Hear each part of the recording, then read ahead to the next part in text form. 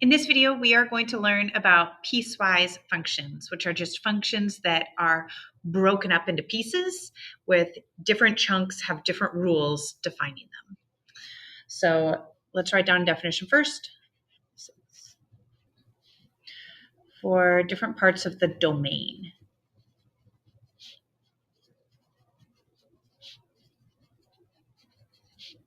And we remember that the domain is like the possible x values of a function. So we define it in terms of x value intervals. Values. And also important to note that these have to be functions. So we're going to have to be very careful to make sure that there's no overlaps when we're building them as you're scanning from left to right. All right, so let's just launch right in with an example, and we're going to build this one as we go. So normally you would be probably given the equation for it or the equations and then asked to make the graph, but we're going to make the graph while making the equation at the same time to hopefully understand how it works better. So let's start by making a graph here. Okay, so I'm going to start by making my graph be just a flat horizontal line. We're going to do that from -6 to -3, like that. So I'm going to write my equation as y equals 5, and then I'm going to write the domain next to it. So this is between the x values of -6 and -3. And then let's go ahead and have it slant down at a slope of -1/2.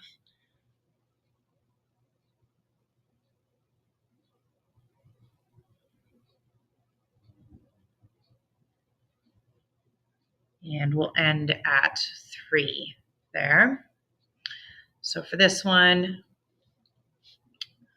this is a little trickier to write the rule for because now I have a slope.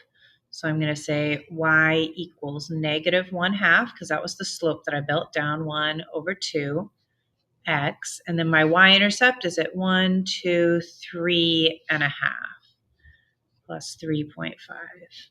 And this is between the values of x is greater than or equal to -3 and x is less than 3. I'm going to explain why I'm doing those differently in a minute. Just roll with me for now. Okay, and then finally, I want it to start going back up again. And I want to show you that it doesn't have to be continuous. So up till now, it's been continuous, right? These two are connected right here. But this time, we're going to jump down, and we're going to start one lower. And then let's just go up with a scale of 1. And let's put an arrow on this because this one's going to continue off the page. So in order to get the equation, I know that it has a slope of 1 because it's going over 1 up 1. So it's just going to be y equals x.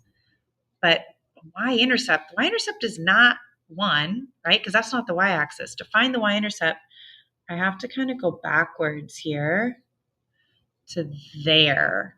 So that's like where my y-intercept would have been if this equation had gone. So that's going to be x minus 2 is my equation. But I'm going to define it as being greater than 3.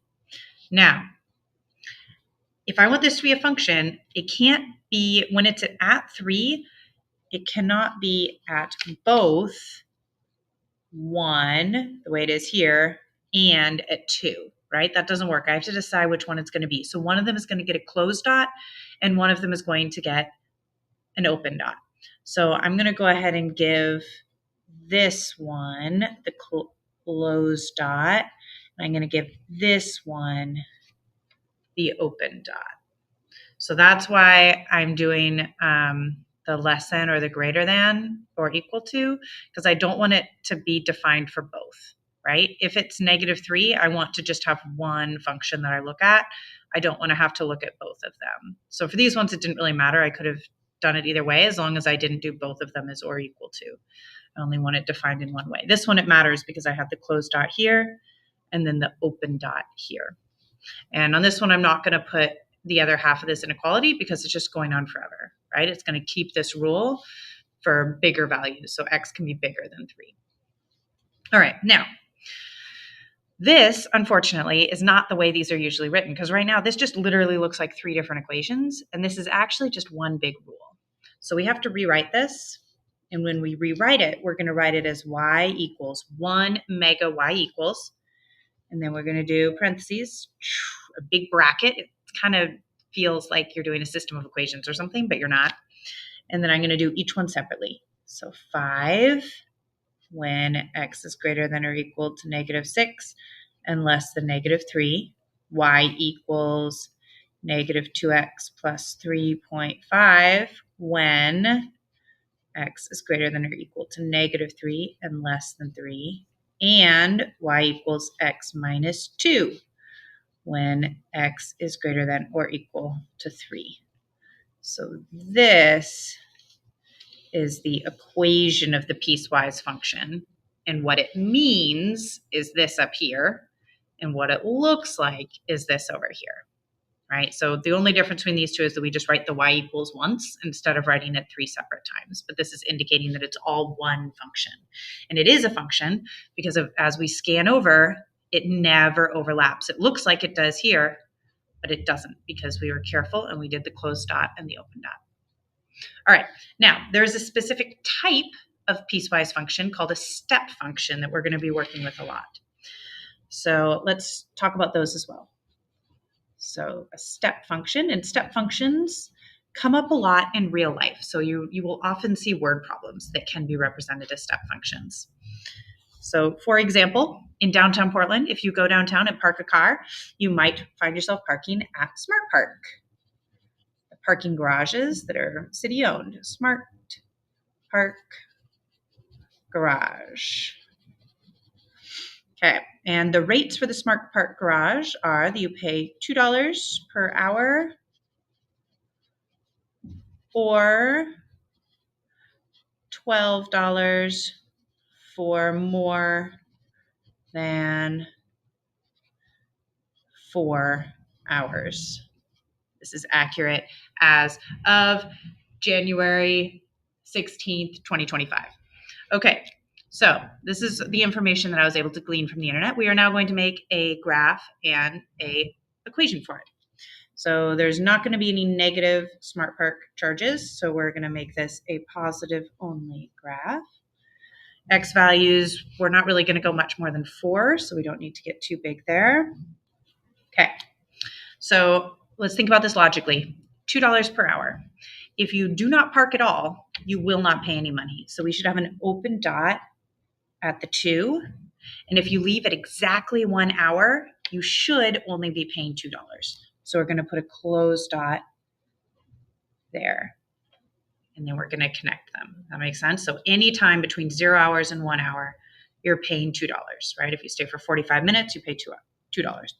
Okay.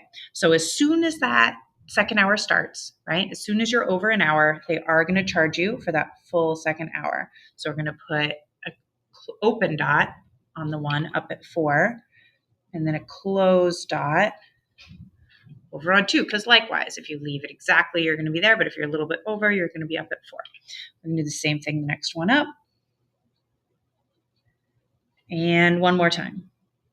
Now, they told us that something different happens when you are over 4 hours. So it looks like at 4 hours, it jumps up to $12, and it has to be over. It can't be exactly 4 hours. It has to be more than 4 hours. So we're good putting an open dot there and the closed dot down below. And then anytime over 12 hours, we're going to put an arrow pointing off. So now we're going to write an equation. So we're going to do it in this format here. So we're going to say y equals, and we know the cost is $2 when x is greater than 0 but less than or equal to 1. We know it's $4 when x is greater than 1 and less than or equal to 2. We're going to get a 6, we're going to get an 8, and we're going to get a 12. So 6 is when x is greater than 2 and less than or equal to 3. 8 is when x is greater than 3 and less than or equal to 4. And 12 is when x is greater than 4. So there's my equation and my graph for this step function. You can probably figure out why this is called a step function, right? Step functions look like stairs. So step functions are not going to have any segments that are slanted like this. They're only going to have horizontal segments. So maybe we'll define that step function. Horizontal segments only. Okay. All right, practice problem.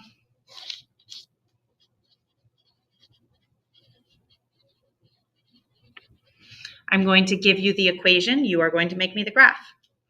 So the equation is going to be y equals, I'm going to keep it a relatively basic one, or small anyways, I'm not saying it's easy, -2 when x is less than or equal to -1, and 2x plus 5 when x is greater than -1.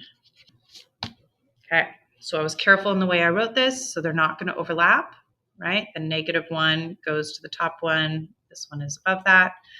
You're going to have to figure out how to do one of those slanty ones here. Make sure it ends up being a function.